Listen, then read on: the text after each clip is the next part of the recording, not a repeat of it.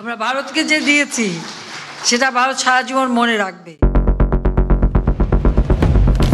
মুরগির ঘাড়ে ঝুলে আছে ভারতের বিপদ। চীন যে কোনো সময় ভারতের চিকেন স্নেকে কোপ বসাতে পারে, এমন আতঙ্কেই মোদী সরকারের রাতের ঘুম হারাম।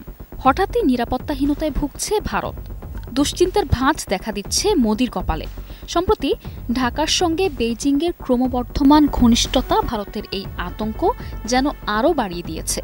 তাই উত্তর পূর্ব ভারতের 7টি রাজ্যের শিলিগুড়ি করিডোর বা চিকেন স্নেক অঞ্চলে সেনা উপস্থিতি বাড়িয়েছে ভারত। বাংলাদেশের উন্নয়নের এক অন্যতম অংশীদার চীন। বাংলাদেশের প্রধান উপদেষ্টা ডক্টর মোহাম্মদ ইউনুস চীন সফরে তিস্তা নদী প্রকল্পের সহায়তার আশ্বাস পেয়েছেন। এদিকে দীর্ঘ সময়ে তিস্তাকে ঘিরে বিগত সরকারের নানা রকম রাজনীতি, তিস্তার উপর ভারতের অবিচার, তিস্তাকে নিয়ে বাংলাদেশের খামখেয়ালিপনা এসবই গোটা জাতি দেখেছে। তিস্তা পাড়ের মানুষের কষ্ট কোনোদিন মূল্যই পায়নি ভারতের কাছে, বরং বারবার প্রতিশ্রুতির নামে ধোঁকা দিয়েছে প্রতিবেশী দেশটি।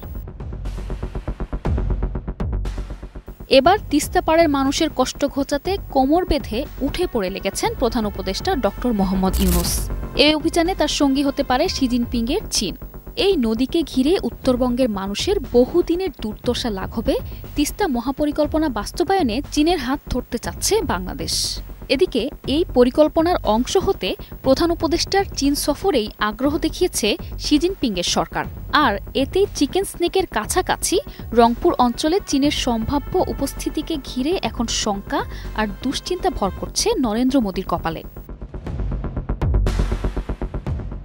বাংলাদেশ ভারতের আন্তর্জাতিক নদী তিস্তার পানি বণ্টন নিয়ে দুই দেশের বিরোধ বহুদিনের। সিকিম থেকে উৎপন্ন হয়ে পশ্চিমবঙ্গ দিয়ে প্রবেশ করা এই নদী বাংলাদেশের উত্তরবঙ্গের 2 কোটি মানুষের লাইফলাইন হিসেবে পরিচিত। তবে বাঁধ দিয়ে সেচের পানি আটকে রেখে জলবিদ্যুৎ উৎপাদন কেন্দ্র স্থাপনের মাধ্যমে ভারত এই নদীর পানি আটকে রাখে। কৃষি আর সেচের বড় ভূমিকা রাখা এই নদীর পানি সময়মতো না পাওয়ায় বাংলাদেশের তিস্তা পাড়ের মানুষ বঞ্চিত হয় মহামূল্যবান ফসল থেকে।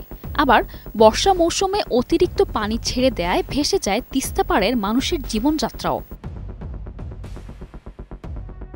তিস্তার পানি ভাগ আর মহাপরিকল্পনা দুটো নিয়েই টালবাহানা করে এসেছে নরেন্দ্র মোদীর দেশটি।